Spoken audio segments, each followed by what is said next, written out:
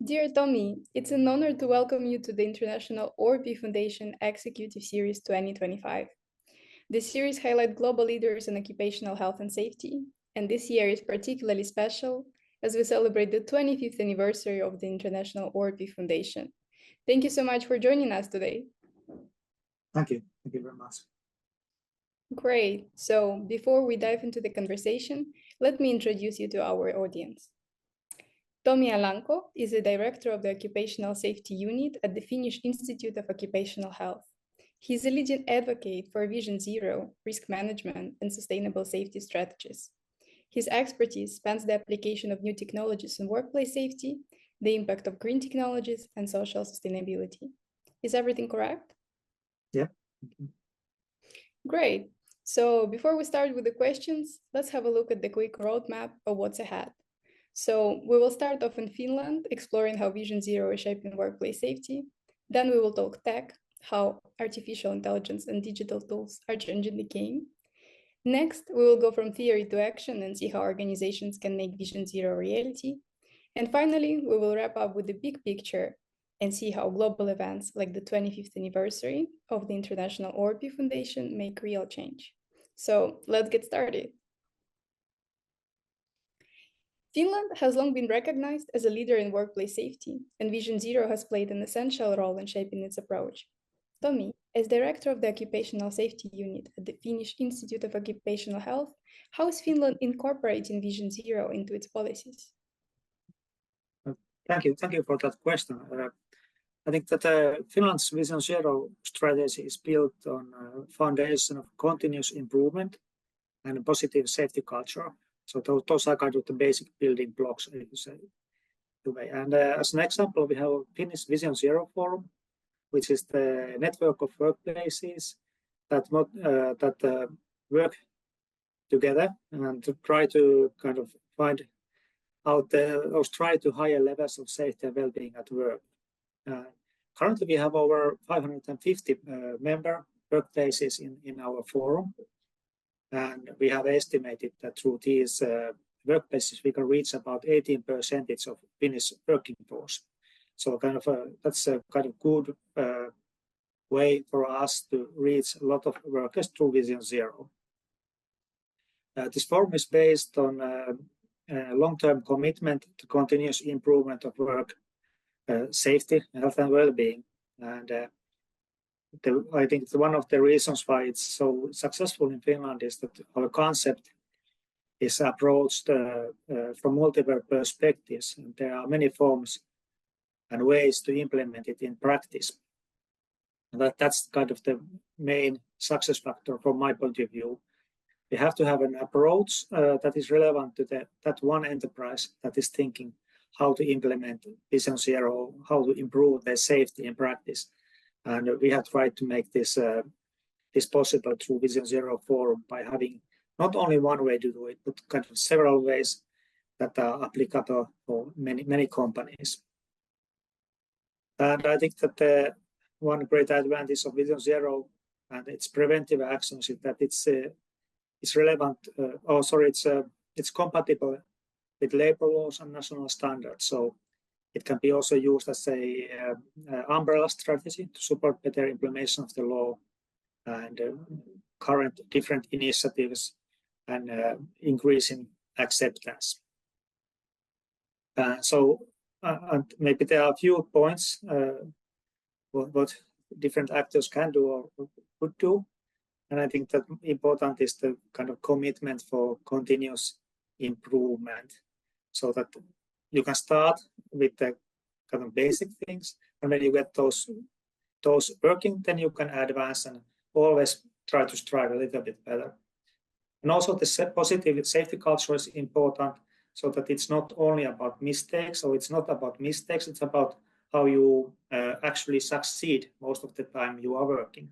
So you can kind of bring up this that usually and in most days we are succeeding in our work, we are doing good job, and fostering that and encouraging that and kind of strengthening that approach. I think that is something that motivates also people. It's much more kind of motivating way of addressing safety than only focusing in something that has gone wrong. But also you cannot forget those things that you have to also learn if some mistakes are done. And then I think that collaboration, knowledge sharing is very, very important. So that that's something that you can and you should work together with other workplaces with the occupational safety. So share your best practices and also get from them the kind of new and better practices for your own actions. And then there's also the global perspective. You are doing something in your own country, but it's always good to follow up what is done in other countries, because there's a lot of opportunities to kind of gain a better safety through that there are many actors in the field. So maybe I hope that answers your first question. For sure, that is a strong focus. And what lessons, in your opinion, can other countries learn from Finland's approach to risk management and prevention? Well, I think that because I of course think through Vision Zero and our forum, I think that the main point is to kind of, if you can build up such a forum where the workplaces work together, so that it's not only so that the workplaces do everything by themselves, but they can share the best practices. That is something that helps everyone.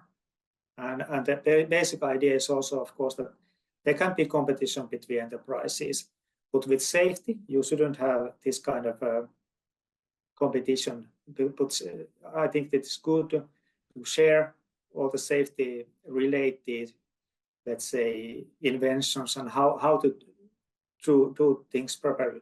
That's also kind of beneficial for the company if you have a good reputation as a safe company. So if only one thing that I should say is the working together and sharing knowledge. These are some nice lessons. So as we move on, it is a common knowledge that modern technologies are transforming occupational safety, and artificial intelligence at the forefront of this evolution. Artificial intelligence-driven tools are now helping organizations identify risks faster, analyze safety trends, and predict potential hazards before they lead to accidents. Tommi, are there any artificial intelligence-driven tools that you see as game changers? Yeah, for sure. I think there is kind of a revolution going on with the new technologies, with artificial intelligence and AI-driven tools. And there are several, I think, that are worth thinking about. And maybe one of them is digital twins technology, so that you create a virtual replica of existing assets or processes, and then you can do real-time monitoring simulation and try to see kind of predictively if something can go wrong. So that's very interesting technology that is already in use, and it's been researched all the time. Then also this different kind of wearable devices that people can wear, and actually it's used very much. There's different sensors to monitor what workers are doing or how the environment is working. So, and that can give us a lot of new knowledge and maybe also improve safety. But of course, here we have to be very aware of how to handle the personal data and possible health data that can be kind of acquired to these devices. And it has to be always done in accordance with relevant legislation in each country that these are used. Also, I think that kind of AI-driven computer vision systems can and probably will make a significant impact. And these are kind of, you can use cameras or video recordings, and then AI algorithms can detect if there's some safety issues or occupational safety kind of risks. And additionally, in general, different machine learning algorithms or large language models are being used at the moment very much in the world. Let's say ChatGPT and so on. You know, we have all used those, and they are used also more and more in the occupational safety data setting, so that you can analyze properly different kind of let's say accident reports and so on, and gain some insights on the accidents. But also I think that here lies kind of pitfall that if we blindly trust AI algorithms to produce meaningful analysis of the data without really without that really those who are doing this analysis really understand safety-related context. So I don't believe that models can be used reliably without understanding workplace safety. So from my perspective, the need for safety expert is even higher when applying the new AI-driven tools, because you really have to understand what you are doing. Otherwise, you could get very kind of confusing results. That is an interesting observation. And building up on that, how can we ensure that artificial intelligence-driven solutions remain accessible to all organizations? That's a good question. And of course, currently there are different. Well, of course, from my point of view, there are different kind of artificial technology, AI technologies that can be used. And of course, those companies that are developing them are, of course, doing it as a business. So at the end point, they are giving something to be used as a free, and but you have to usually have to pay if you want more advanced models. And of course, there's also danger, because if you are using these free models and you are putting your own data in there, it usually means that that data then belongs to that company that is offering the AI model. So there's the accessibility, but there's also risks. So you should be very aware what kind of data you can put on these free AI models. And so kind of how to make it all available for all companies, I think that's a very tough question. I really don't have an answer for that, especially if you are thinking about the data safety point of view, because that's really a big issue, how we are managing our own data, and especially with the safety, if there's personal data, that's very kind of delicate data to use. So I'm sorry, I don't have answer, but I more of problems with this topic.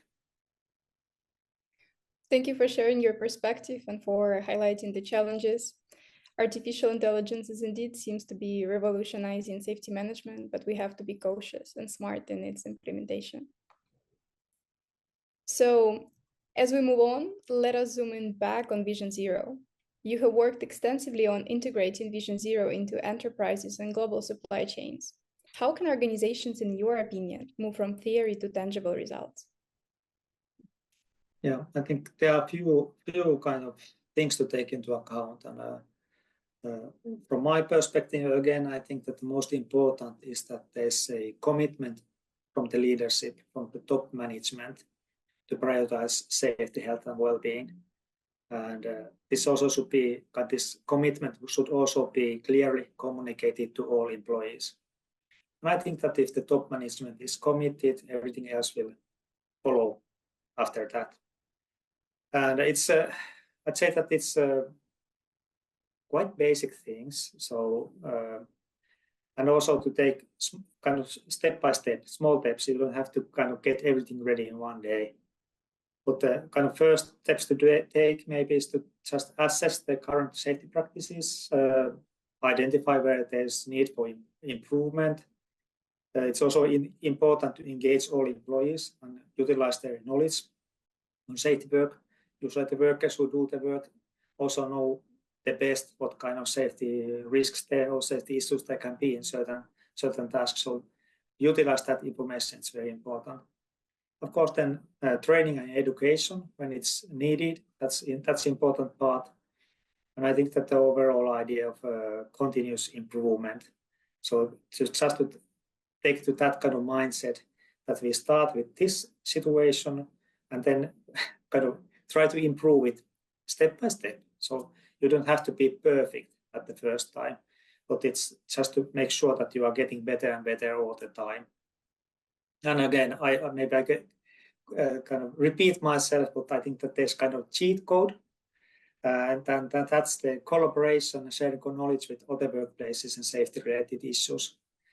And also, one of the good things is participating in different forums and initiatives, either international or national.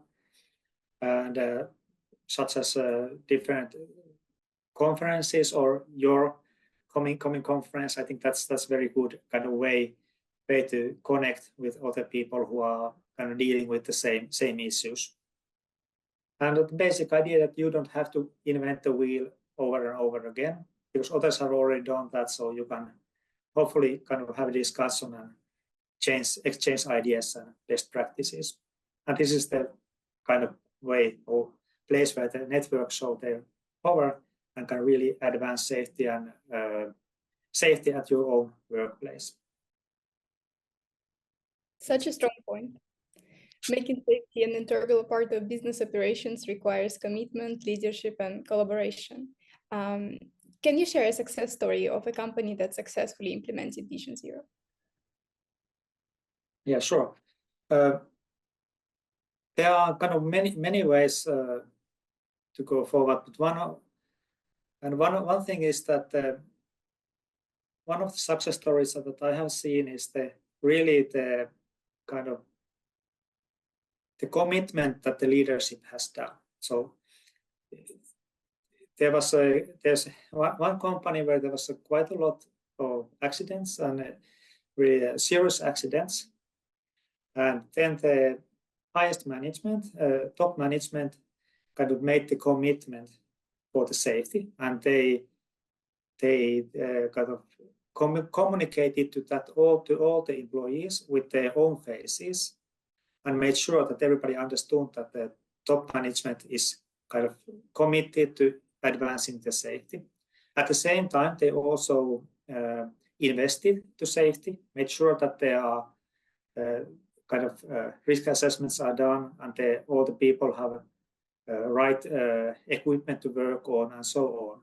And this was kind of a project, or kind of took some time, but they were in kind of in the plant floor to discuss with the people and showing this commitment. I think that is very important, because if you are in the kind of worker or in the middle management, and if you don't have the kind of backing up of the higher to the top management, it's difficult to take things forward. So that is kind of, for me, one of the strongest points of how the Vision Zero has worked with the commitment at the workplace, and it really led to good results in that one particular company. They had a drastic drop in the accidents, and even otherwise improved a lot of the safety situation.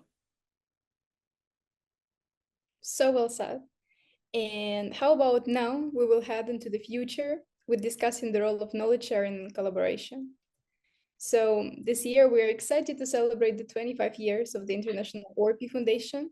And what would you like this event to achieve in driving global progress in occupational health and safety? Well, first of all, I would like to congratulate the International ORP Foundation on this 25 years anniversary and remarkable contribution to occupational health and safety. Now that you are having this event, I would like to see that this event will bring together experts and leaders, innovators, to share these insights, best practices and strategies related to safety, health, and well-being at work.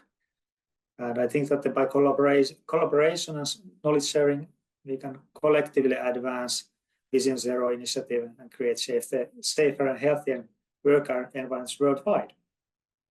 And I do think that finding ways to work together is the best way to advance safety at work. And I hope that, if anything, this is something that you can achieve in this coming conference. Tommi, thank you so much for your kind words and for sharing an inspiring vision for the upcoming Congress.